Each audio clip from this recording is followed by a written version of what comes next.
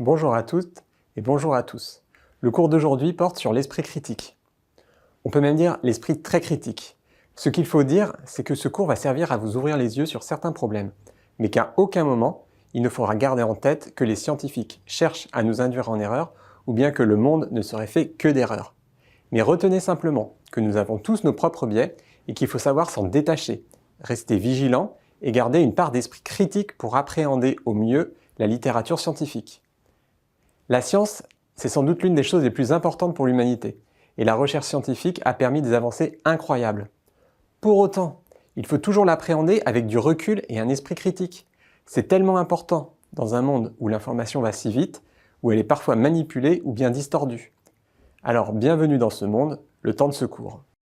Je n'ai aucun lien d'intérêt avec les entreprises du médicament et des produits de santé, et aucun lien d'intérêt avec quelconque entreprise dont les produits seraient cités dans cette présentation. Bon, on va pas se mentir, tout enseignant a pour objectif qu'à la fin de son cours, ses étudiants ressortent un peu plus intelligents que quand ils y sont rentrés. Et pour cela, soit l'on fait une très bonne présentation, soit on se sert de l'effet Mozart. Est-ce que vous connaissez l'effet Mozart? Eh bien, l'effet Mozart a été décrit dans cet article publié dans la revue Nature, qui est une revue prestigieuse. Si je vulgarise un peu, l'effet Mozart consiste à faire écouter du Mozart à des enfants et à se rendre compte que leur test de QI sera plus important s'ils ont écouté du Mozart que s'ils n'en ont pas écouté. C'est en tout cas ce que dit cet article, qui a eu pour conséquence le fait que de nombreux enfants ont dû écouter du Mozart à la crèche. Le problème, c'est que cet article de la revue Nature n'a pas pu être reproduit de manière convaincante. C'est-à-dire que lorsque des scientifiques indépendants ont essayé de refaire l'expérience, ils n'ont pas réussi à obtenir le même résultat. Et c'est d'ailleurs le cas d'une bonne partie de la littérature scientifique. Vous avez ici une citation de Richard Horton, l'éditeur en chef du Lancet, une autre revue très prestigieuse, qui déclarait que pour lui, environ 50% de la littérature scientifique serait fausse. L'objectif de ce cours est donc de vous développer votre esprit critique pour essayer de mieux appréhender la littérature médicale et savoir reconnaître ce qui peut poser problème et ce qui rend un article particulièrement digne de confiance. Un résultat digne de confiance, c'est avant tout un résultat reproductible. Et comme Richard Horton, de plus en plus de scientifiques sont inquiets du fait qu'on ait du mal à reproduire les résultats de la recherche. Voici un sondage paru dans la revue Nature, dans lequel une grande majorité des scientifiques, en rouge sur la figure, considèrent qu'il existe une crise de la reproductibilité. Et l'article de Nature est clair à propos des solutions. Il dit « La reproductibilité, c'est comme se brosser les dents. Une fois qu'on sait le faire, cela devient une habitude. » Prenons maintenant un exemple concret pour illustrer certains petits problèmes qui peuvent survenir à toutes ces étapes. Voici un article publié dans la revue Molecular Psychiatry, qui est une revue très célèbre dans le monde de la psychiatrie. Le titre de cet article, ici en anglais, fait l'état d'une association entre les tentatives de suicide et la période de la pleine lune, particulièrement chez les jeunes femmes. Comme si la pleine lune déclenchait plus de tentatives de suicide. Alors l'hypothèse qu'il puisse exister un lien entre la pleine lune et le fait que quelqu'un réalise une tentative de suicide est quand même étonnante. Il faut bien se dire que pour certains d'entre nous, l'influence de la pleine lune, c'est une hypothèse un peu séduisante, c'est une idée un peu originale. La culture populaire, elle est pleine de légendes à ce sujet, mais au plan scientifique, ce n'est pas le cas. Alors si on adhère déjà un peu à cette idée, cet article vient confirmer nos idées reçues, et on aurait tendance à obtenir cet article pour plus de preuves, ce que l'on appelle le biais de confirmation. Mais attention, à travers cet exemple, nous allons plutôt voir les petits problèmes qui peuvent survenir au cours d'un projet de recherche et qui en rendent les résultats fragiles. C'est là que votre esprit critique va rentrer en action. D'abord, lorsqu'on construit une hypothèse, il faut être capable de contrôler tous les biais et d'avoir une connaissance extrêmement précise de la littérature afin de poser une question de recherche pertinente et suffisamment solide. En ce qui concerne cette étude, on pourra déplorer que ce n'était pas tout à fait le cas. À titre d'exemple, vous avez ici une méta-analyse qui date des années 80 et qui expliquait déjà qu'à cette époque, il y avait de bonnes raisons de penser que la pleine lune n'avait aucune influence digne de ce nom sur les phénomènes psychologiques. Ensuite, il peut y avoir des petits problèmes lors de la conception de l'étude. Par exemple, lorsque les chercheurs font des études avec insuffisamment de patients inclus, pour des raisons de faisabilité ou de coût. Ces études manquent de puissance statistique et dans ce cas, les résultats risquent d'être négatifs. Quand les résultats sont négatifs, les chercheurs sont parfois tentés de faire d'autres tests statistiques qui n'étaient pas prévus à l'origine. Comme vous le savez, lorsque l'on multiplie les tests statistiques, il y a une grande chance que ceux-ci soient statistiquement significatifs, simplement du fait du hasard.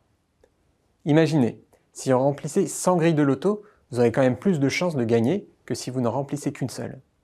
Dans le monde de la recherche, c'est ce qu'on appelle le p-hacking, en français, le piratage du petit p. Et c'est peut-être ce qui s'est passé dans cet article. Vous voyez ici une réponse à l'article publié par des auteurs qui suggèrent qu'il y avait énormément de tests statistiques réalisés dans cette étude, puisqu'il y avait énormément de sous-groupes de patients à tester. En effet, ils testaient les hommes, les femmes, ils testaient les jeunes, les moins jeunes, ils testaient 4 saisons différentes, 3 phases de la Lune. Cela fait 48 potentiels tests statistiques. Et donc il y a un grand risque qu'un de ces tests puisse être statistiquement significatif uniquement par hasard. De plus, les auteurs de l'article sur le suicide et la pleine lune ne font pas l'état d'une hypothèse très claire dans leur introduction, comme s'ils étaient allés à la pêche au petit p à la place de tester une seule hypothèse unique dans leur étude. La lettre fait état d'une tentative de réplication de l'étude de la pleine lune dans un échantillon plus grand, en Autriche. Cette analyse, qui visait à confirmer le résultat de la première étude, n'a pas permis de retrouver ce résultat. En conclusion, la lettre explique que l'association entre la tentative de suicide et la pleine lune pourrait être un résultat faussement positif, c'est-à-dire un résultat qui n'est pas digne de confiance et qui ne mérite pas d'être considéré comme une vérité scientifique. La réponse des auteurs de l'étude originale à cette lettre est là aussi très intéressante. Regardez le titre. Les difficultés que des résultats inattendus rencontrent avant d'être acceptés. Le suicide et la Lune. Dans cette réponse, les auteurs ont du mal à considérer que leurs résultats pourraient être faux. On pourrait se dire qu'une des explications de la différence entre les résultats observés dans leur étude et celle de l'Autriche serait que leur étude soit faite en Europe du Nord, une région moins exposée au Soleil. Comme si l'exposition au Soleil pouvait influencer les effets de la Lune. On peut toujours trouver des explications a posteriori. Et en effet, cette explication semble être une construction a posteriori qui consiste à faire des hypothèses après que les résultats soient connus. Cela réalise en quelque sorte un court-circuit de notre démarche hypothético-déductive. Ce court-circuit est fréquent, on l'appelle arcing hypothesis after the results are known. Il aura fallu attendre un peu de temps pour qu'un nouvel article par les auteurs de la lettre vienne explorer le lien entre les tentatives de suicide et la pleine lune, cette fois-ci dans une autre région d'Europe du Nord. Et je vous le mets dans le mille, cet article ne permet pas de retrouver l'association identifiée dans l'article original qui était vraisemblablement un faux positif. L'interprétation des données de la recherche est donc quelque chose de très sensible, dans lequel il faut avoir un esprit critique très affûté. Nous allons voir maintenant que cela peut être encore pire. Nous allons voir maintenant des problèmes potentiellement très sérieux reliés à une mauvaise qualité des données. En effet, une recherche doit se baser sur des données de qualité extrêmement bonne pour produire des résultats fiables, et ce n'est pas toujours le cas. Commençons par cette étude. Il s'agit d'une étude randomisée, contrôlée. Maintenant, vous connaissez ça très bien. Cette étude compare l'efficacité et la sécurité d'emploi du tacrolimus contre l'hydroxycortisone comme un traitement de la dermatite atopique en pédiatrie. Je vous laisse regarder la figure et me dire ce que vous en pensez. Comme c'est une question un peu compliquée, je peux vous passer du Mozart. Mais si je vous dis que cette question est compliquée, c'est parce qu'il faut regarder cette figure avec des yeux relativement différents de ceux que vous utilisez quand vous regardez un article scientifique. En effet, vous avez appris dans les cours de statistique descriptive et de statistique inférentielle à analyser une moyenne, un écart type. Vous avez appris à interpréter une figure, mais vous avez surtout appris à faire confiance aux auteurs, ce qui est primordial en sciences. Mais dans ce cas précis, il ne faut peut-être pas accorder toute votre confiance aux auteurs. Ça y est, vous l'avez? C'est peut-être Mozart qui vous a aidé? Mais si vous regardez de près, il y a ce que l'on appelle des erreurs dans les barres d'erreur. Autrement dit, les barres d'erreur que vous avez sur ces figures ne semblent pas droites, ni alignées, ni parallèles. Il semblerait que ces barres d'erreur n'aient pas été créées avec un logiciel de statistique comme on en a l'habitude, mais qu'elles aient été rajoutées par un artiste avec un logiciel comme PowerPoint. C'est curieux, non? Cela peut laisser suspecter qu'il y a des doutes sérieux sur l'intégrité des données de cette étude. Nous allons prendre d'autres exemples. Ici, vous avez une étude qui a été publiée dans le Lancet. Comme vous le savez, c'est une revue très prestigieuse. C'est une étude qui a été publiée pendant la pandémie de Covid-19 et qui porte sur un vaccin, le vaccin Sputnik. Cet article rapporte les résultats d'une étude non randomisée de phase 1-2, réalisée en Russie sur le vaccin Sputnik. Là aussi, vous pouvez regarder l'image de près. Vous avez des taux d'anticorps qui sont mesurés dans des temps différents, à 0, 14, 21 et 28 jours après une injection de vaccin. Et vous observez sur les figures, comme on s'y attendrait, au fait que les anticorps augmentent après la vaccination. C'est exactement ce qu'on souhaite. On vaccine les gens pour qu'ils développent des propres anticorps pour pouvoir se défendre contre le virus. Maintenant, regardez cette figure de très près. C'est en tout cas ce qu'ont fait Enrico Bucci et ses collègues. Vous observez sur la figure des distributions qui sont identiques, à des temps différents ou même pour des dosages différents. Or, vous savez bien que nous sommes tous différents les uns des autres et qu'il existe une variabilité inter-individu et même intra-individu. Pour prendre un exemple, imaginez que l'on prenne la température à votre groupe d'étudiants. Vous aurez tous une température un peu différente. Il y a une différence entre les individus. Et puis, si vous regardez la vidéo aujourd'hui et demain, vous n'aurez pas vous-même la même température. On parle de différence intra-individu. Or, dans cette étude, il y a trop peu de différences intra-individu. On parle d'un excès d'homogénéité. Cela peut remettre en doute la qualité des données collectées dans cette étude. C'est en tout cas ce qu'Enrico Bucci et ses collègues ont écrit dans une lettre au Lancet. La communauté scientifique s'est donc émue de ces résultats. Par exemple, dans cette enquête de la revue Nature, suggérant que cette étude n'était pas digne de confiance. Et c'est un vrai problème quand on sait que ce vaccin, le Sputnik, a été utilisé dans de nombreux pays durant la pandémie de Covid-19. Et les journalistes de Nature ont bien sûr demandé au Lancet de s'expliquer. Le Lancet a refusé de commenter sur sa politique d'accès aux données sources des articles. Mais le journal a répondu qu'ils allaient suivre la situation de très près. C'est précisément ce qu'ils allaient faire, mais pas dans le bon sens du terme. En effet, ils ont suivi la situation de très près, puisqu'ils ont décidé de publier l'étude de phase 3, qui faisait suite à l'étude de phase 1-2. Cette étude de phase 3 est une étude qui administre le produit sur un grand nombre de patients cette fois-ci, pour tester son efficacité clinique, c'est-à-dire la réduction du nombre d'infections à Covid-19. C'est ce que vous voyez sur cette figure qui présente une variable censurée, comme maintenant vous le savez. Vous savez d'ailleurs, et vous voyez d'ailleurs sur cette figure, que le vaccin semble avoir une efficacité comme attendu. C'est-à-dire que dans le groupe placebo, il y a une augmentation des cas Covid-19 au cours du temps, alors que cette augmentation s'arrête aux alentours de 20 jours dans le groupe vacciné. Mais là encore, on va regarder la figure de très près. Et vous voyez ici que l'on observe entre la deuxième et troisième visite une augmentation du nombre de patients à risque. Ce n'est pas possible que l'effectif augmente comme si nous avions des patients gagnés de vue, alors que dans les études, les patients sont plutôt toujours perdus de vue. C'est impossible d'avoir des patients qui arrivent en cours d'étude. Alors bien sûr, les auteurs nous reprendront et nous diront que c'était juste une faute de frappe. C'est effectivement une explication possible. Mais cela donne envie d'inspecter plus l'article quand même. Qui plus est, quand on connaît les problèmes de la première étude. Et en effet, il y a d'autres problèmes dans cette étude. Regardez cette table, qui présente l'efficacité du vaccin par classe d'âge. C'est une analyse très importante, parce que si vous vous en souvenez bien, la Covid-19 était vraiment plus grave pour les personnes les plus âgées, et la valeur marchande d'un vaccin était liée à son efficacité chez les personnes les plus âgées. Avoir une efficacité identique, quel que soit l'âge du patient, est donc un argument important en faveur de l'utilisation d'un vaccin contre la Covid-19. Sur la première ligne, vous voyez l'efficacité du vaccin overall, c'est-à-dire chez tous les patients.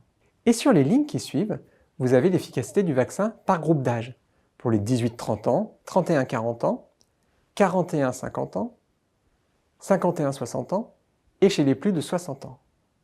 Dans la colonne Vaccine Efficacy, les résultats d'efficacité du vaccin sont présentés. Et ce que l'on observe, c'est qu'ils sont très homogènes à travers toutes les classes d'âge, pratiquement 91 ou 92% à travers toutes les classes d'âge. Ce que l'on observe aussi, c'est que les intervalles de confiance sont très larges, ce qui veut dire que sous l'hypothèse d'absence de différence entre les classes d'âge, on devrait s'attendre à beaucoup plus de fluctuations du pourcentage entre les différentes classes d'âge. Ces résultats, encore une fois, sont trop homogènes. Pour mieux comprendre ce qui s'est passé au sein de cette étude et vérifier la qualité des données, il serait important d'avoir accès aux données sources. Nous allons maintenant voir un autre exemple dans lequel nous avons pu avoir accès aux données sources. Vous avez peut-être déjà vu le film Malaria Business. Il s'agit d'un film qui a été présenté à l'Assemblée nationale en présence de Cédric Villani, qui est un grand mathématicien comme vous le savez, puisqu'elle a gagné la médaille Fields en 2010. Ce film visait à faire prendre conscience de l'efficacité d'une phytothérapie pour traiter le paludisme. Et comme vous le savez, le paludisme, c'est un vrai problème de santé publique à l'échelle mondiale. Et l'idée est simple dans ce film. Les tisanes d'artémisia permettraient d'avoir un effet curatif sur le paludisme, alors que des traitements qui sont habituellement donnés sont à la fois peu efficaces, mais aussi mal supportés. Entre parenthèses, c'est assez vrai pour la sécurité d'emploi, car il peut y avoir des effets indésirables potentiellement graves avec ces traitements. Ce qui est plus compliqué, c'est que les tisanes d'artémisia ne sont pas du tout recommandées par l'OMS, puisque l'artémisinine, le principe actif contenu dans la plante, qui a par ailleurs une vraie activité sur le paludisme, ne diffuse que très mal dans l'eau. Il est donc très difficile d'obtenir des concentrations efficaces et homogènes avec ces tisanes.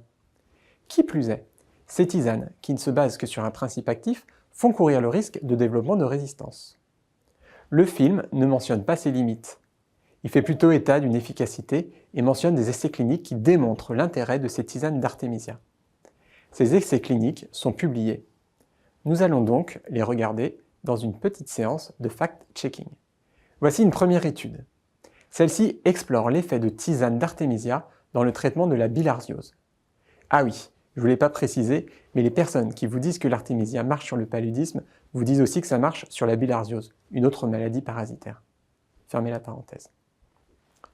Regardons maintenant de près ce tableau qui présente les événements indésirables survenus au cours de l'étude. On va se remettre du Mozart parce que ça va vous aider à réfléchir. En même temps, je vais vous commenter cette table. Vous avez en ligne différents symptômes qui correspondent à des événements indésirables qui sont survenus en cours d'étude. La première colonne vous liste donc tous ces symptômes.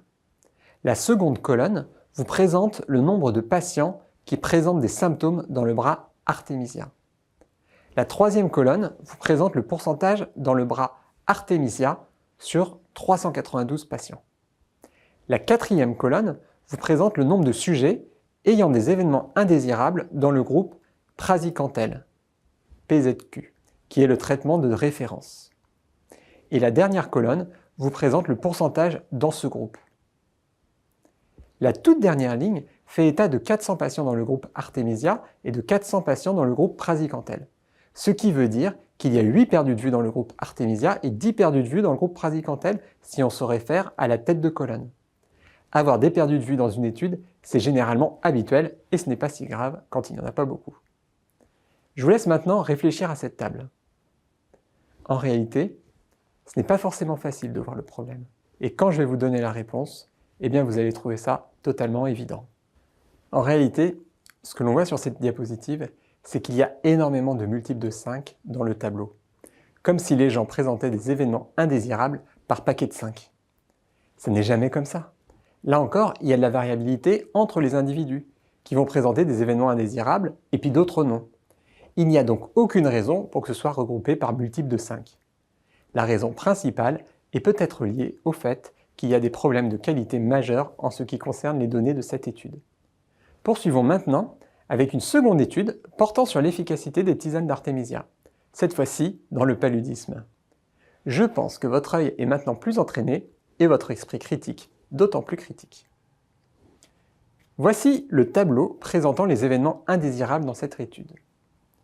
Je vous laisse regarder et j'imagine que cette fois-ci, c'est bien évident pour vous. Plus besoin de Mozart. Il y a encore des événements indésirables rapportés par paquet de 5.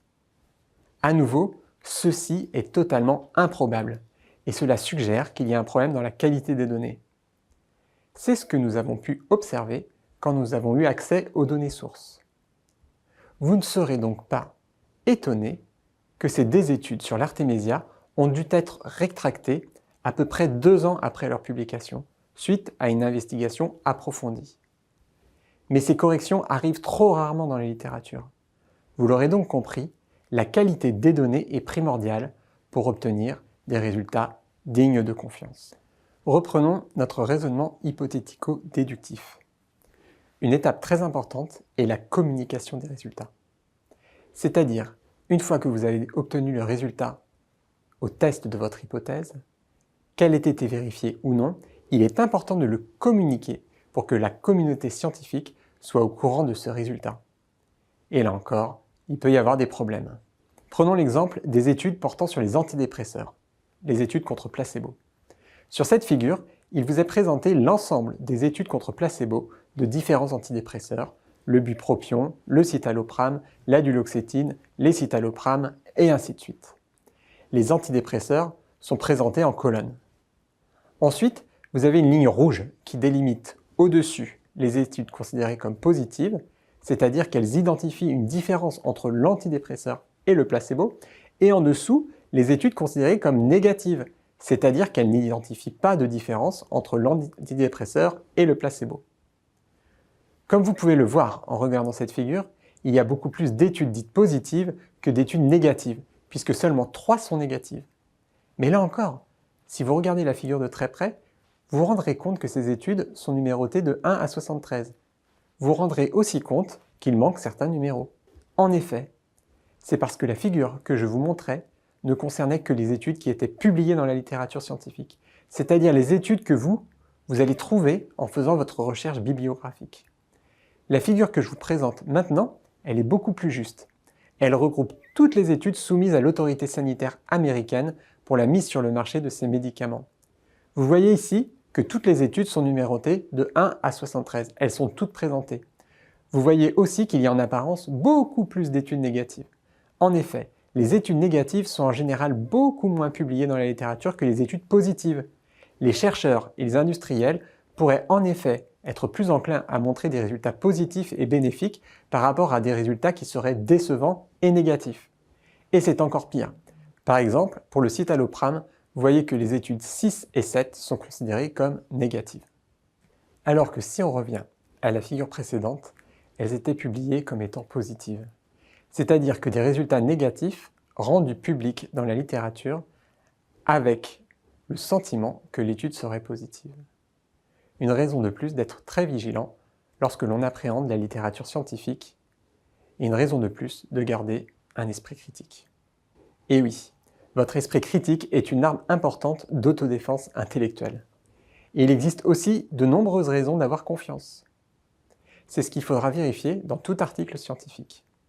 D'abord, la capacité à générer une hypothèse de manière correcte, c'est-à-dire à se baser sur les résultats de la littérature en totalité, à travers des revues systématiques de la littérature, sans se laisser biaiser par notre propre jugement et en restant le plus objectif possible. Ensuite, des études dont le protocole est suffisamment bien conçu, réalisé avec un support méthodologique, réalisé de manière collaborative pour que suffisamment de patients puissent être inclus dans l'étude, dont le protocole est enregistré a priori, c'est-à-dire qu'il est communiqué de manière transparente avant le début de l'étude, ce qui vous permet de vérifier que les analyses ont été faites en conformité avec le protocole, dans le plus strict respect de ce que l'on avait prévu à l'avance, c'est-à-dire sans p-hacking, et avec une interprétation des résultats en cohérence avec le protocole. Il semble donc extrêmement important de développer a priori un protocole et de le rendre transparent afin que les lecteurs, c'est-à-dire vous, puissent vérifier que l'étude s'est passée comme prévu. Ainsi, en cas de déviation au protocole initial, ce qui arrive, les lecteurs pourront être informés de cette déviation de manière tout à fait transparente et se faire leur opinion. Enfin, il est très important que les résultats soient aussi communiqués de manière transparente et complète. La communication scientifique est donc fondamentale et peut bien entendu prendre la forme d'une publication dans une revue scientifique, mais la communication de résultats peut aussi avoir lieu sous forme de préprint, c'est-à-dire de manuscrits, postés en ligne avant relecture par les pairs. Vous l'aurez compris, à travers les exemples sur la qualité des données, il est aussi très important de pouvoir accéder aux données sources d'un article, ce qui augmente la confiance dans les résultats et qui permet, par exemple, la réanalyse de ces données. il est aussi extrêmement important que toutes les étapes de la méthode soient communiquées de manière transparente, sans oublier les éléments importants de l'étude. Pour cela, on utilise des reporting guidelines, qui sont des lignes directrices pour les auteurs, leur indiquant comment écrire un article sans oublier de rapporter les détails clés et importants pour la reproductibilité. Vous trouverez l'ensemble des reporting guidelines correspondant aux différents designs expérimentaux sur le site de l'Equator Network. Vous trouverez sur ce site des reporting guidelines pour les méta-analyses, Prisma, pour les études randomisées, Consort, pour les études observationnelles, Strobe, mais il y en a beaucoup d'autres, y compris pour la recherche qualitative. Et enfin, mais c'est encore trop peu utilisé dans la littérature, il y a un nouveau modèle de publication qui s'appelle le Registered Report. Ce modèle laisse la part belle au raisonnement hypothético-déductif. Dans ce format, les chercheurs développent leurs idées et établissent un protocole qui permet de répondre à leurs questions de recherche. Et c'est à ce moment-là qu'ils soumettent leur article aux journaux scientifiques. Le journal évalue donc l'intérêt de la question de recherche et la qualité de la méthodologie pour y répondre. Et c'est à ce stade que le journal décide si oui ou non il va publier l'article avant même que l'étude ne soit commencée. Cela garantit que si l'étude est négative, le journal la publiera quand même, car son résultat, bien que négatif, garde une grande valeur informative à partir du moment où l'étude a été parfaitement conçue. Et à partir de là, les chercheurs vont pouvoir collecter les données et réaliser leur étude. Une fois les données analysées et interprétées, ils écriront le rapport final, qui sera accepté pour publication à la seule condition que les chercheurs aient fait ce qu'ils avaient promis de faire, peu importe le résultat. C'est donc ce format qu'on appelle le Registered Report, un format qui vise à finalement limiter les problèmes liés à la mauvaise qualité de la question de recherche, la mauvaise qualité de la méthodologie de la recherche, le p-hacking, le biais de publication, c'est-à-dire la publication sélective des résultats positifs, et de faire en sorte que les hypothèses après les résultats soient cohérentes. Il existe au niveau international des initiatives qui visent à développer des principes qui nous guident vers une recherche de qualité, dans laquelle tous les acteurs sont préoccupés par l'intégrité des résultats, la reproductibilité de la recherche et le fait que les recherches soient dignes de confiance. Ces principes visent à promouvoir une recherche éthique et responsable, dans laquelle transparence prévaut, à la fois en partageant les protocoles, les données, les codes d'analyse statistique, en publiant tous les résultats pour faire en sorte que la recherche soit plus que jamais digne de confiance. Mais en attendant que tous ces principes soient appliqués, ce qui n'est malheureusement actuellement pas encore le cas, il faudra toujours faire preuve de votre esprit critique pour appréhender un article scientifique. Car vous le savez, nous sommes tous sujets à différents biais. Nous avons tous nos croyances, nos jugements. Trop souvent, nous utilisons la recherche dans le but unique de consolider nos préjugés et nos idées préconçues, alors que le processus de recherche est justement l'inverse. Mais nous sommes tous sujets à des biais, et notamment ce biais de confirmation qui est le biais qui consiste à vouloir croire des choses qui sont parfois trop belles pour être vraies.